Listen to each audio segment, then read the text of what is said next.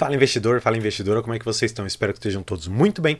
E nesse vídeo eu vou fazer uma comparação muito clara com vocês a respeito de duas empresas que são muito grandes na nossa bolsa de valores. Uma delas é a Vale, que está há muito tempo na nossa bolsa, e outra nós temos a Semin, uma empresa que está recém-lançada seu IPO na bolsa, claro, ali mais ou menos os seus 3 anos de bolsa e já vem pagando altos dividendos, tanto é que muitas pessoas foram atraídas para esse papel em função, primeiro, dos grandes dividendos e segundo, pelo baixo valor para aquisição de cada participação nessa empresa. Mas se você quer saber qual delas é melhor, qual que tem o melhor indicativo, quais aqueles fundamentos que mais são importantes para você olhar numa empresa relacionada a commodities, fique comigo para logo após o evento. Então, vamos para o vídeo.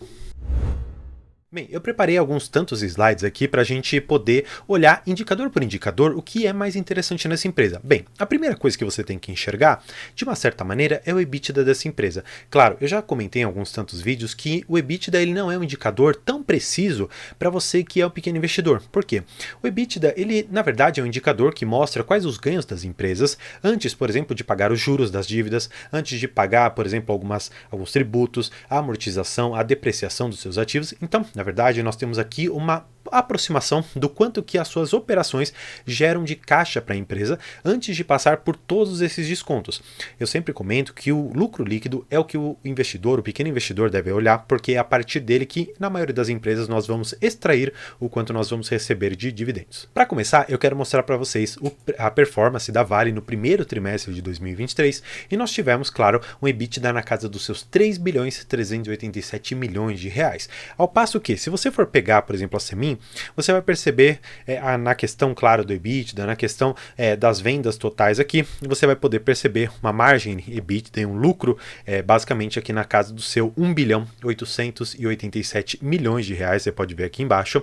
E o que eu acho mais interessante, no decorrer do tempo, a Semin ela se mostrou uma empresa que realmente tem bons fundamentos.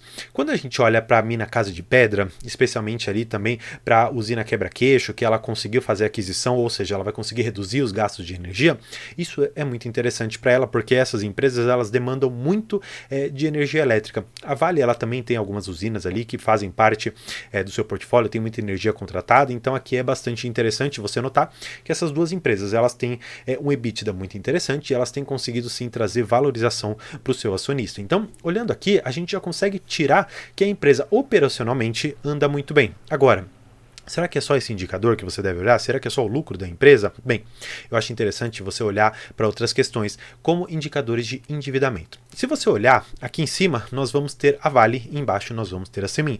Olha só, a dívida líquida sobre o EBITDA da Vale, ela está aqui em meia vez. Ou seja, significa que se ela repetir o EBITDA, ou seja, aquele lucro operacional que ela teve no decorrer ali de 12 meses, ela consegue em praticamente 6 meses pagar todas as dívidas. No entanto, eu preciso deixar um alerta extremamente importante para você. A Vale, assim como a Semin e todas as mineradoras ao redor do mundo, conseguiram altos lucros em função da alta do preço do minério. A gente tinha o minério na casa dos seus 120, 130, 150 dólares a tonelada. E hoje nós temos um preço muito mais próximo ali aos 100 dólares. Então, de uma certa maneira, o lucro ele vai reduzir, vai ter sim uma redução no EBITDA, mas isso é proporcional para todas as empresas. Então, não fique imaginando que a Semin ou a Vale teve algum impacto específico. E outra, você deve também levar em consideração que, como eu comentei, esse valor ele é em dólar. Se você pegar o dólar na época que esses resultados eles foram divulgados, ele estava a mais de R$ 5 e hoje nós sabemos que o dólar está abaixo desse valor. Portanto, nós vamos nas mineradoras perder nesses dois meios, tanto pelo valor do minério como pelo próprio valor do dólar, ou seja, o produto que nós estamos vendendo convertido para o nosso dinheiro acaba traduzindo num valor muito menor de lucratividade. Então a gente acaba perdendo nas duas pontas. No entanto, quando esses indicadores sobem, a gente também ganha nas duas pontas. Essa é a ciclicidade do setor de minério e que pode ser impactado tanto pela commodity quanto pela variação cambial. Agora, se você olhar que a dívida líquida sobre EBITDA aqui está sendo paga em meio ano praticamente, pelo menos na Vale, aqui nós temos um ótimo indicador.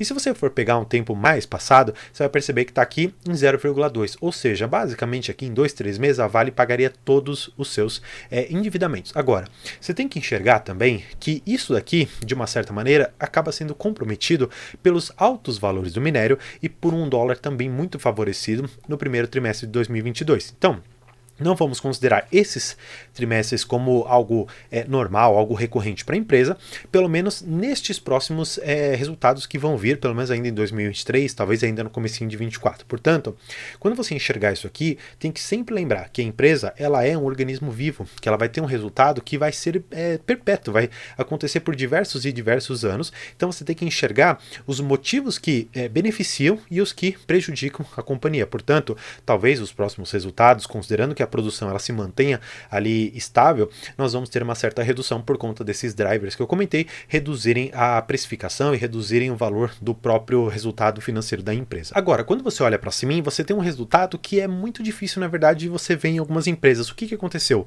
A dívida líquida sobre EBITDA, ela está negativa, está aqui em menos 0,11, ou seja, significa que de todas as dívidas que a Semin tem durante 10, 12, 15 anos, significa que hoje ela já tem dinheiro para acabar com todas essas dívidas. Aí você me pergunta, André, então se ela tem esse valor, por que ela não paga? Será que existe um certo problema dela manter esse dinheiro em caixa? Bem, olha só que interessante esse insight que eu vou trazer para vocês. Quando a empresa ela vai apresentar ali os valores que ela tem que pagar em tributos, especialmente em imposto de renda, quando você não distribui esse lucro, você acaba pagando um imposto de renda em cima desse ganho de capital. E o que acontece? Muitas empresas elas preferem distribuir para os seus acionistas esse valor para que não paguem tributos. Então, manter um caixa tão alto assim, de uma certa maneira pode até ser ineficiente para a empresa. Agora, se ela me mostrar que ela guarda esse caixa para que em algum momento de queda do minério e queda do dólar, como efetivamente está acontecendo agora, ela consiga se blindar e conseguir pagar todas as dívidas dela, pelo menos num prazo até que esse ciclo volte a ficar positivo, eu acho que é uma ótima forma de alocação do próprio capital. Agora, se não for esse o caso, eu acredito que isso pode gerar sim uma ineficiência tributária e operacional para a empresa. Operacional no sentido não que ela vai minerar menos, não é isso. Na verdade, o operacional que eu digo na questão de você conseguir manejar esse dinheiro todo e fazer ótimas aplicações, porque você deixar o dinheiro parado não faz sentido nenhum para essas empresas, porque elas precisam investir em formas de extração de mais minério, formas de extração de melhorias ali também do minério para conseguir uma maior qualidade. E se você for perceber, tanto a Vale quanto a Semin, elas têm ótimos projetos de crescimento e aceleração de extração do minério. Então, nós temos aqui duas empresas que estão com caixas muito bons e tem projetos de longo prazo também bastante interessantes. Voltando aqui para o slide, eu quero mostrar para vocês o ramp-up considerado, pelo menos daqui da Vale. Nós temos esse Salobo 3 e aqui nós temos toda uma questão de ramp-up. Ramp-up basicamente significa o quanto que a empresa ela vai melhorar.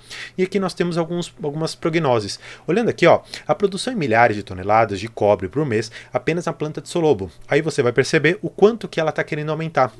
Então, nós estamos saindo aqui de 1,6 toneladas e queremos chegar a mais ou menos 7 toneladas. Por que eu coloquei o cobre? Bem, aqui especificamente sobre cobre e níquel, eu deixei um vídeo, vou deixar um vídeo aqui no card para vocês que consigam enxergar a importância desses minérios, não só na transição energética, como uma forma de geração de receita para a empresa, para a Vale, muito interessante, que, por exemplo, a Semin já não é forte.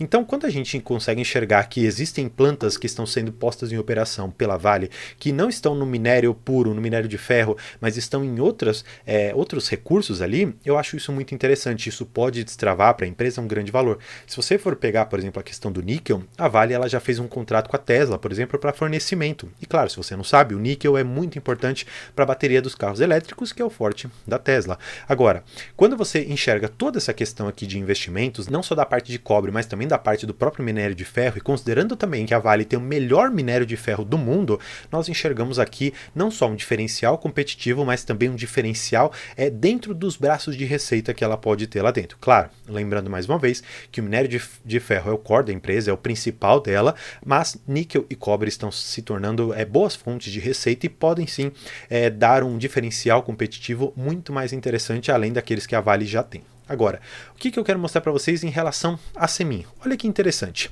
Ela coloca aqui, até deixei grifado, que ela pretende fazer investimentos de 248 milhões no primeiro trimestre de 2023, com recursos destinados principalmente para o projeto P15. Então, basicamente, nós temos aqui um indicativo do que a Semin ela pretende fazer com todo esse dinheiro que ela tem em caixa. Como eu comentei, ela tem uma dívida líquida negativa. Eu até deixei no slide, ainda a gente vai poder perceber isso, que ela tem um caixa tão grande que ela consegue pagar dívidas de mais de 10 anos. Então, eu mais uma vez reforço aquela dúvida que eu comentei. Será que vale tanto a pena manter esse caixa lá? Bem, nós vamos ver o que a empresa vai fazer. Se ela mostrar que ela fez ótimas alocações, maravilha, nós vamos conseguir aportar ainda mais na empresa confiando na gestão. Agora, se ela mantiver esse dinheiro em caixa e não fizer nada, já talvez acenda um sinal de alerta para você ficar bastante esperto com essa empresa. Eu fiz aqui uma conta com vocês porque o que acontece? Quando você pega o tamanho da Vale e o tamanho da Semin, você pode imaginar que é impossível você comparar uma coisa e outra. Agora, existe um parâmetro que eu acho muito interessante de você olhar. Por quê? Quando você pega o valor que cada uma das ações ela possui dentro da empresa, você consegue extrair mais ou menos quanto que isso pode te gerar. Então, olha só que interessante essa conta aqui que eu fiz com vocês. Eu peguei o lucro líquido dos pelo menos 4 trimestres aqui que eles lançaram pra gente, e eu cheguei na Vale num valor de mais ou menos 9 bilhões 521 milhões de reais e para a Semin 516 milhões. Quanto que isso geraria de lucro por ação? Eu fiz aqui o mensal e o anual de cada uma delas para que a gente possa ter mais ou menos uma noção. Pois bem, o que eu acho importante você saber? Primeira coisa, a Vale ela tem uma política de dividendos de distribuir 40% do seu lucro líquido. Então, você consegue enxergar de uma certa maneira que anualmente esses R$ 8,36 vão ter 40% distribuídos para você. Para a Semin, nós temos um diferencial. O que acontece?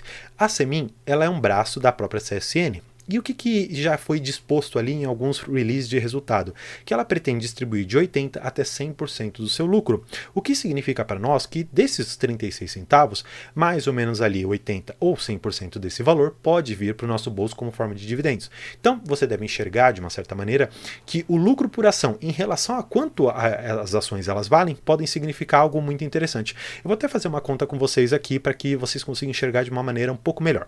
Vamos pegar esses R$ 8,36, vamos multiplicar por 40, que basicamente aqui seria o valor que nós teríamos em percentual. Então nós teríamos R$ 3,34. Se pegarmos esses R$ 3,34 e dividirmos por um preço razoável da Vale de R$ 70, por exemplo, e multiplicarmos por 100, nós vamos chegar a um dividendo mais ou menos do que essa empresa pode pagar, de 4,77% em relação ao seu valor aplicado. Então, se você aplicou, por exemplo, sei lá, R$ 10 mil, você vai receber 477. Então, a ideia é mais ou menos essa daqui que você pode extrair da Vale, tá? Agora, vamos fazer essa mesma lógica para a Semin. Vamos pegar esses 36 centavos e vamos multiplicar por 80%. Então, nós vamos ter aqui mais ou menos 28 centavos. Se dividirmos pelo preço mais ou menos que ela está hoje, de R$ 4,20, nós vamos multiplicar mais uma vez aqui por 100 e isso nos geraria um dividendo de 6,85%. Portanto, mais uma vez, se você colocou aqueles 10 mil, você ia tirar R$ 685. É mais ou menos essa lógica, é mais ou menos isso que você deve esperar dessas empresas, considerando, claro, que elas paguem o ideal, pelo menos para nós aqui, do quanto que elas têm de política de dividendos, tá? Então, seguindo aqui, mais uma vez, aquilo que eu comentei com vocês. A Vale, ela tem uma política de, no mínimo aqui, 30%, no entanto, eu percebi que ela tem uma política de remunerar de 40%, eu peguei isso em todo o histórico da empresa, e você pode ver na Semin que ela diz o seguinte, nós vamos distribuir 25% do lucro. No entanto, lá nos releases que eu comentei com vocês, existe sim um slide que eles montaram para nós, que o payout vai ser de 80% a 100%. Então, aqui, essa daqui é a política de dividendos no estatuto, no entanto, a política que realmente eles querem praticar é essa aqui. Porque como você tem uma controladora específica, essa controladora quer receber dividendos, ela quer receber dos braços que ela vai abrindo mais e mais dinheiro para a controladora, para a empresa mãe. Então, aqui nós temos mais ou menos esse panorama que eu acho que é muito interessante para você saber dessas empresas e tomar uma decisão em qual investir e qual a empresa que você considera melhor.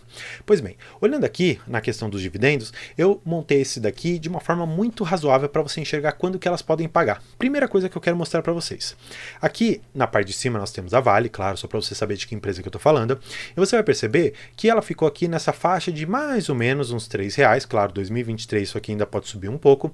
No entanto, 2020, claro, sabendo da pandemia, pagou muito pouco, 2019 também não pagou tanto, 2021 foi um ano atípico, 22 eu posso dizer que foi um ano talvez retomando a atipicidade do que ela normalmente paga, então estava aqui nos seus basicamente 7 e pouquinho, R$8, mas o que eu acho mais interessante, você olhar quando que é mais possível. Então, olha só que gráfico interessantíssimo. Primeira coisa, abril, existe uma possibilidade de mais ou menos 50% dela fazer pagamentos. Quando que existem outras possibilidades? Olha aqui, outubro, também 56%. Portanto, a gente consegue consegue enxergar que os meses de abril e os meses de outubro são bons meses para fazer o pagamento. Tanto é que no histórico aqui da Vale, pelo menos desses anos que eu puxei, 8 pagamentos foram feitos em abril e outros 9 foram feitos em outubro. Portanto, existe uma boa chance de a Vale pagar bons dividendos nesses períodos, que provavelmente são aqueles que têm uma maior recorrência e um maior volume financeiro. Agora, vamos para a Semin.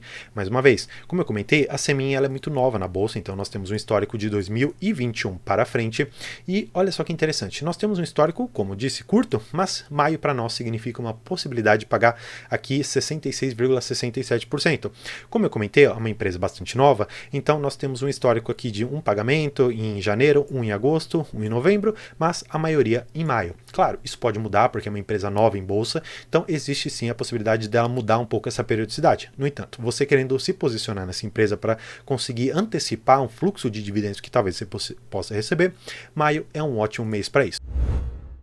E é isso, eu espero que você tenha gostado desse comparativo. Eu poderia simplesmente colocar no site ali, colocar para vocês quanto que é o PVP, quanto que é o dividendo, quanto que é tanta coisa, só que eu achei muito mais interessante, eu extraí alguns dados dos relatórios recentes para que você tenha não só uma perspectiva de como a empresa ela está hoje e quais as projeções para ela, mas também para que você tenha refrescada na sua mente algumas informações que são importantes, porque o segundo trimestre de 2023 ele já encerrou e as empresas vão anunciar ali os seus resultados. E aí, com base em tudo isso que eu falei, você vai poder comparar uma ação e outra e, enfim, tomar uma decisão de investimentos. Se você gostou desse vídeo, não se esqueça de se inscrever no canal, isso é muito importante para mim. Estamos alcançando quase 3 mil inscritos. E se você gosta de conteúdos financeiros e também gosta de conversar com pessoas que estão nesse mundo, querem enriquecer e querem alcançar liberdade financeira através de ações, fundos imobiliários e tantas outras formas de investimentos, não se esqueça também de entrar no nosso grupo de WhatsApp, é o primeiro link aqui na descrição. Lá nós já estamos com quase 30 pessoas lá dentro, conversando todos os dias,